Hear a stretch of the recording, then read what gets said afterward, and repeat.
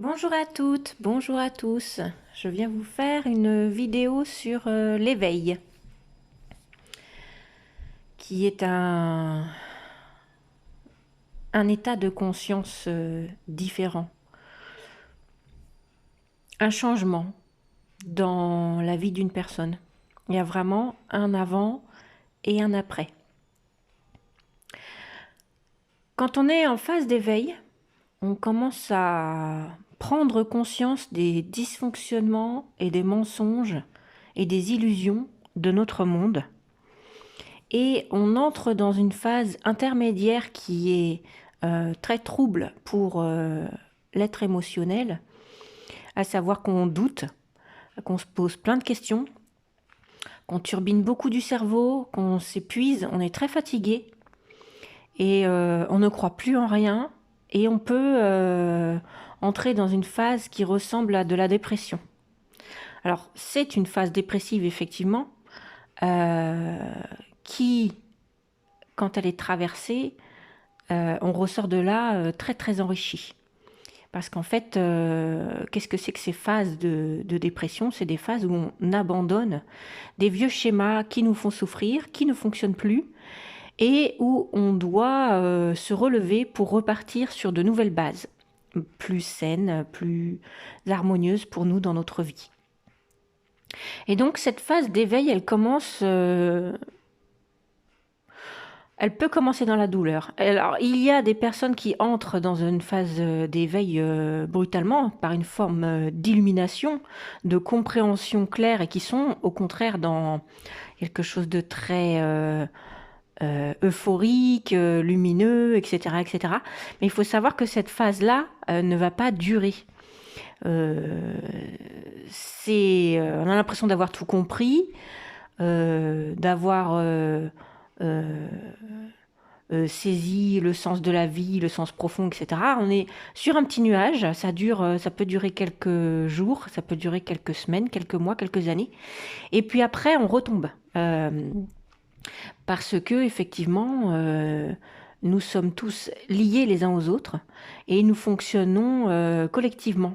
Et qu'on ne peut pas être heureux tout seul sur son petit nuage quand les autres galèrent. Alors, après, on redescend de là, on est plus posé, moins hystérique. Et au début, on a envie d'aider tout le monde. On a envie que tout le monde soit heureux, on a envie d'éveiller tout le monde. On a tendance à secouer un peu les gens, des gens qui ne sont pas forcément prêts. Et du coup, on peut recevoir beaucoup d'agressivité en retour. Parce qu'effectivement, quand on secoue quelqu'un qui dort, il n'est pas de bonne humeur quand il se réveille. Donc après cette phase où on a envie que tout le monde s'éveille et où on va secouer les gens dans leur torpeur pour les éveiller, on comprend que ça rend service à personne, à nous en premier parce qu'on s'en prend plein la tête et c'est normal. On a bousculé les gens dans leur parcours de vie, on n'a pas respecté leur rythme et leur libre arbitre. Donc effectivement, on s'en prend plein la gueule, normal. Et puis arrive cette phase où on se rend compte que l'éveil c'est bien, mais il y a encore plein de gens qui dorment, mais c'est pas pour tout de suite le bonheur sur terre partagé, etc., etc. Et qu'il y a une phase de très lente où il va falloir continuer à avancer dans sa vie avec ce paysage un peu morne autour de soi parce que beaucoup de gens dorment encore et pas s'épuiser. Voilà. Donc là, on peut entrer dans une phase dépressive après l'éveil, où on se dit tout ça pour ça, quoi. Pourquoi je suis éveillée, j'ai mon regard lucide sur ce qui se passe, et au final, je suis pas plus heureux ou plus heureuse parce que je vois tous ces gens qui sont encore dans le monde des illusions, dans la dualité, dans la souffrance. Et ça peut nous mettre mal, ça.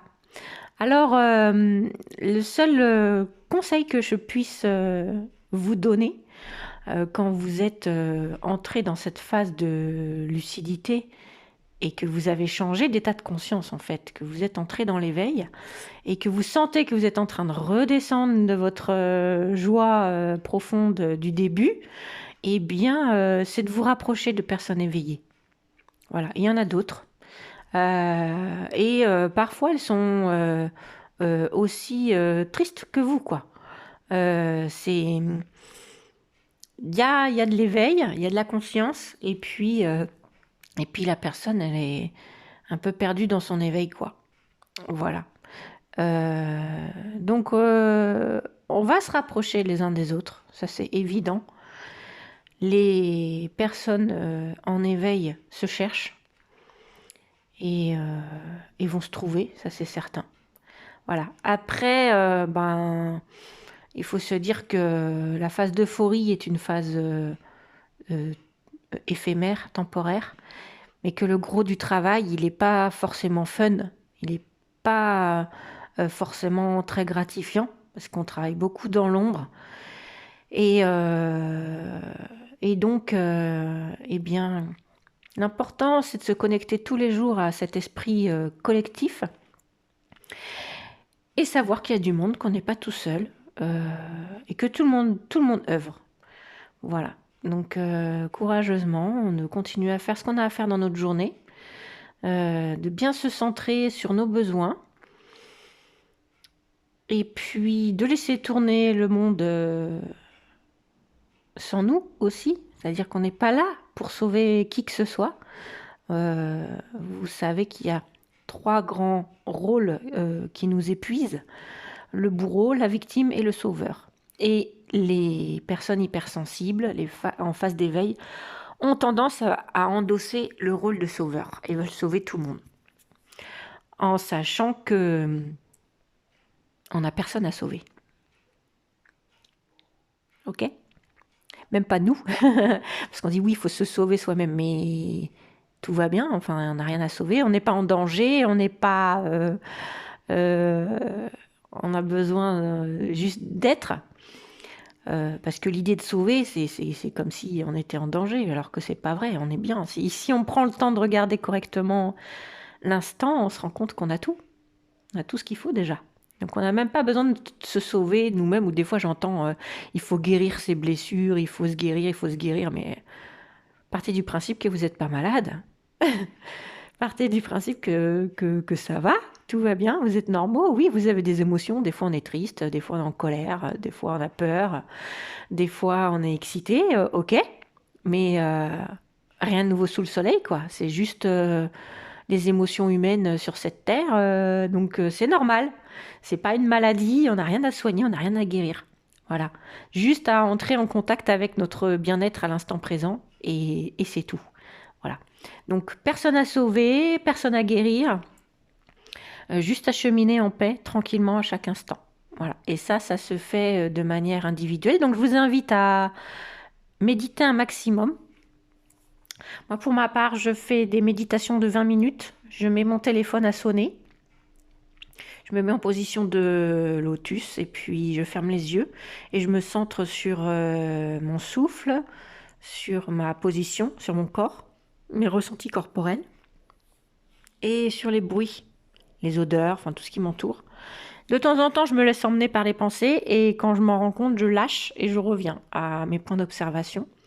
J'en fais 1 à 4 par jour.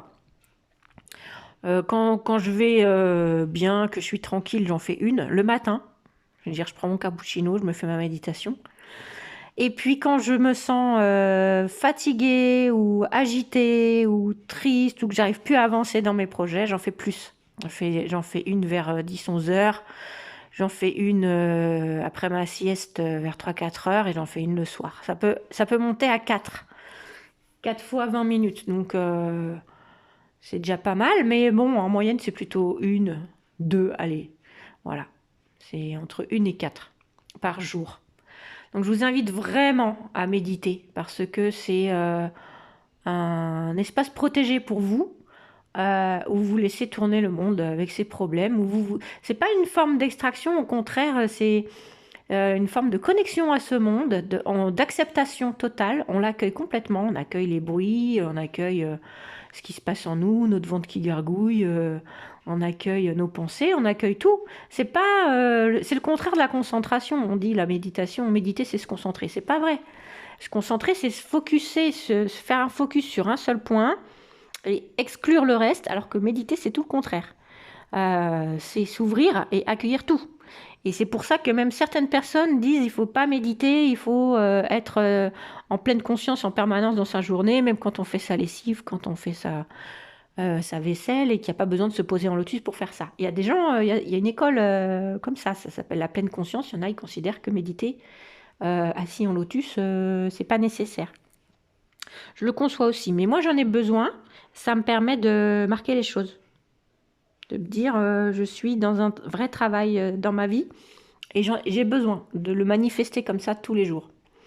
Voilà, donc je vous conseille également d'aller vous faire masser. Je vous conseille le shiatsu, qui est un massage habillé. Et sur les points énergétiques, le praticien ou la praticienne appose ses pouces sur les points énergétiques, les nœuds énergétiques. Et ça permet de rééquilibrer l'être en profondeur, de faire redescendre son niveau global émotionnel. Pour les personnes très émotives, c'est un travail de fond. Moi, j'y vais... l'année dernière, j'y allais tous les mois. Là, j'y vais tous les 2 mois.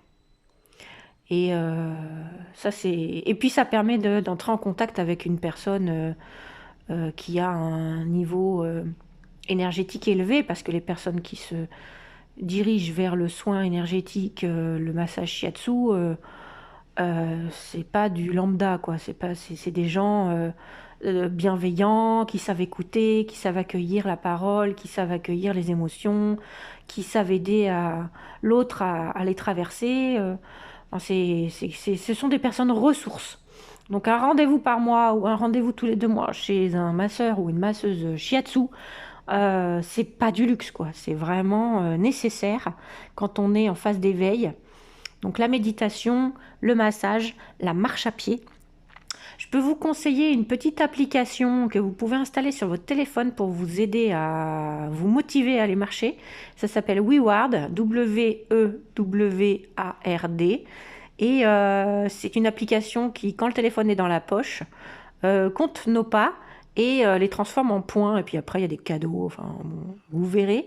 Et qui nous envoie des messages d'encouragement, des paliers à passer, etc., etc. Et ça aide à se motiver, à sortir de chez soi pour aller marcher. Voilà.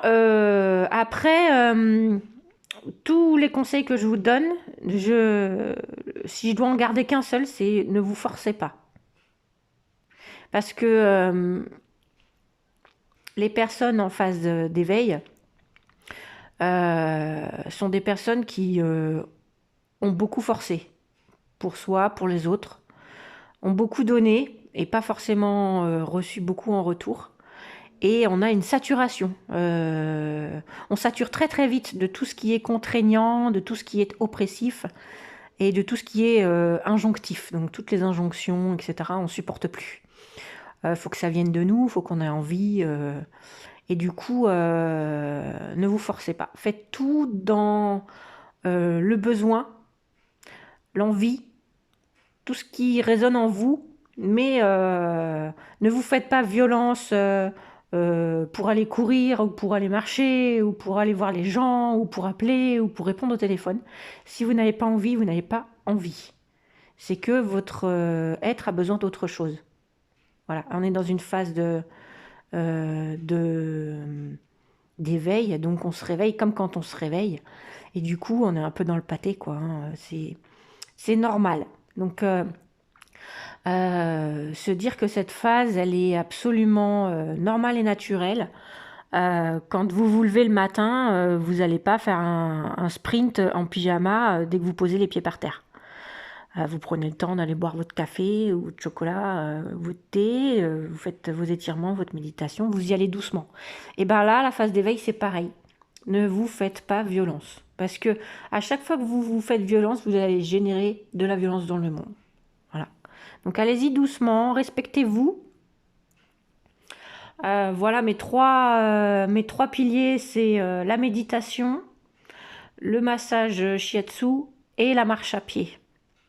Après, il y a plein d'autres choses autour de ça, mais je pense que ces trois piliers-là, ce sont vraiment de bonnes pistes pour vivre sa phase d'éveil correctement.